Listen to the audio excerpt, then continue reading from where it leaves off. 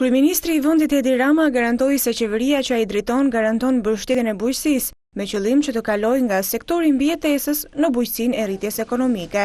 Nga Lushnja, ku ai ishte i shoqëruar edhe nga ministri i bujqësisë Edmond Panariti, Rama vizitoi linjën e ambalazhimit dhe tregtimit Green Al. Ai e cilësoi këtë nisëm si lokomotivën e prodhimit bujqësor dhe tha se kjo do të sigurojë mbështetje për prodhuesin dhe punësimin.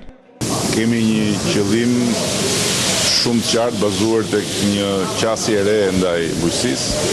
Ne duam jo më të hedhim parat për të mbështetur mbijetesën, po të hedhim parat për të mbështetur këto lokomotiva të transformimit të gjithë rrugtimit të prodhimit bujqësor, të mbështesim sigurinë e çdo prodhuesi, se prodhimi i tij nuk do mbetet pashitur. Ndërkaq nga ana e tij, ministri Edmond Panariti tha se kjo linjë është ikona e suksesit të kësaj qeverie, ndërsa shtoi se kjo do të bëjë edhe lidhjen e produktit me tregun.